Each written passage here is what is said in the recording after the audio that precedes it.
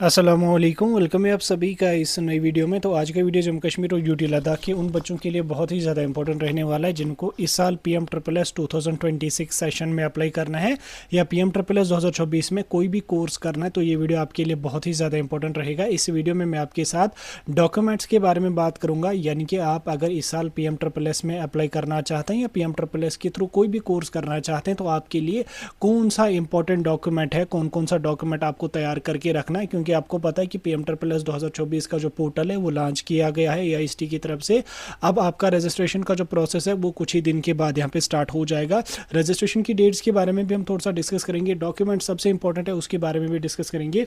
आपके लिए ये वीडियो बहुत ही ज़्यादा इंपॉर्टेंट रहेगा, आप इस वीडियो को एंड तक देख लेना, चैनल को भी सब्सक्राइब कर देना, व्हाट्सएप और टेलीग्राम ग्रुप ज्वाइन कर लेना, लिंक आपको डिस्क्रिप्शन में मिल जाएगी। तो चलिए वीडियो को शुरू कर ले। तो देख लेते हैं यहाँ पे PMSSS 2026 सेशन की रजिस्ट्रेशन के लिए जो डॉक्यूमेंट्स लगेंगे उनके बारे में। देखो PMSSS की रजिस्ट्रेशन की डेट्स की अगर मैं बात करूं तो PMSSS 2024 का पोर्टल ऑफिशियली AIST की तरफ से लॉन्च किया गया है। अब आपका जो रजिस्ट्रेशन का प्रोसेस है वो विद इन फ्यू डेज यहाँ पे स्टार्ट हो जाएगा। ज़्यादा से ज़्यादा अप्रैल के एंड तक आपका रजिस्ट्रेशन स्टार्ट हो जाएगा, क्योंकि कल JK बोस की तरफ से जम्मू डिवीजन का भी रिजल्ट डिक्लेयर हो चुका है क्लास 12 का। उसी की वजह से थोड़ा डिले हो जाता है। 12th का रिजल्ट आते ही आपका रजिस्ट्रेशन का जो सेशन है वो स्टार्ट हो जाता है। फिलहाल के लिए 12th का जो रिजल्ट है वो डिक्लेयर हो चुका है जम्मू डिवीजन में भी, कश्मीर डिवीजन में भी।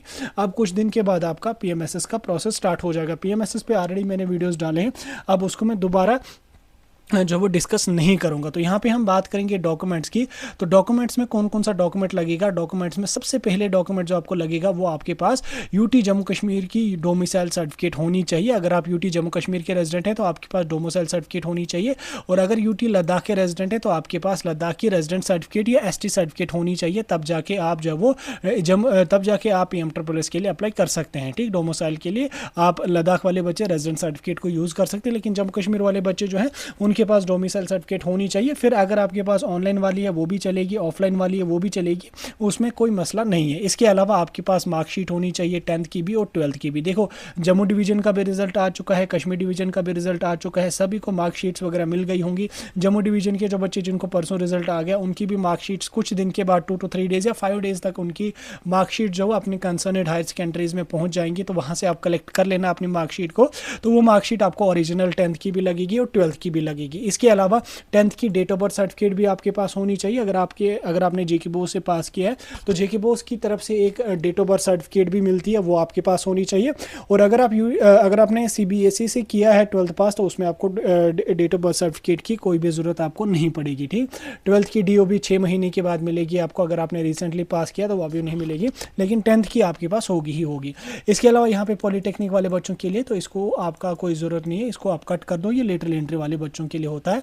इसके बाद सबसे इंपॉर्टेंट आपका इनकम सर्टिफिकेट होता है। इनकम सर्टिफिकेट आपको कॉम्पिटेंट अथॉरिटी जो है, जैसे यहाँ पे आपको तहसीलदार कंसर्नेड वाली आपको इनकम सर्टिफिकेट मांगी जाती है, तो इसमें गेजेटेड वाली या किसी और डिपार्टमेंट की इनकम सर्टिफिकेट आपको नहीं चलेगी। इनकम सर्टिफिकेट जो आपकी है वो आपकी तहसीलदार वाली होनी चाहिए, वही आपको यहाँ पे लगेगी। अब इनकम सर्टिफिकेट कैसे बनाएंगे आप, उसके लिए ऑनलाइन अप्लाई करना पड़ता है। अब इनकम सर्टिफिकेट में मैं कोशिश करूँगा कल या परसों तक वीडियो अपलोड करूँ जिसमें मैं आपको दिखाऊंगा कि आप ऑनलाइन अपने मोबाइल फ़ोन से इनकम सर्टिफिकेट के लिए कैसे अप्लाई कर सकते हैं। वो पूरा प्रोसीजर जो है वो ऑनलाइन मोड में ही होता है, ऑफलाइन में नहीं होता। और विद इन फ्यू डेज वो आपकी इनकम सर्टिफिकेट बन जाती है। बिल्कुल 20 रुपये उसकी फ़ी होती है, बाकी कुछ उसमें ज़्यादा चीज़ें नहीं होती हैं। ठीक, तो इनकम सर्टिफिकेट पे वीडियो आ जाएगा, उसको देख के आप इनकम सर्टिफिकेट बनाना।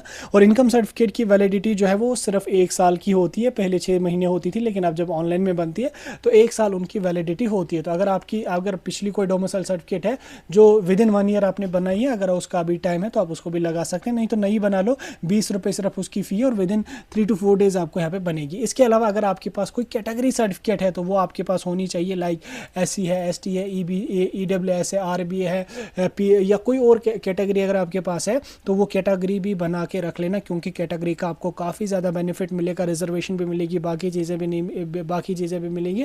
और अगर कैटेगरी कोई नहीं है तो आप एज एन ओपन मेरिट भी भर सकते हैं, उसमें कोई मसला नहीं है।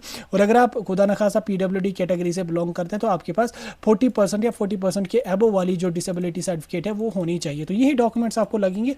इसमें सबसे इंपॉर्टेंट आपकी डोमिसाइल होती है और आपकी इनकम सर्टिफिकेट होती है, दोनों को बना के रख लेना। बाकी जो ये चीज़ें कैटेगरी वगैरह है ये तो सबके पास नहीं होते, मतलब जो एलिजिबल है किसी कैटेगरी के लिए वो बना के रख लेना। बाकी रजिस्ट्रेशन कुछ ही दिन के बाद स्टार्ट हो जाएगा, जो ही स्टार्ट हो जाएगा आपको मैं इन्फॉर्म कर दूँगा। फिलहाल के लिए मैं वीडियो को यहीं पर ख़त्म कर रहा हूँ। कोई डाउट कोई कन्फ्यूजन है कमेंट्स में बता सकते हैं।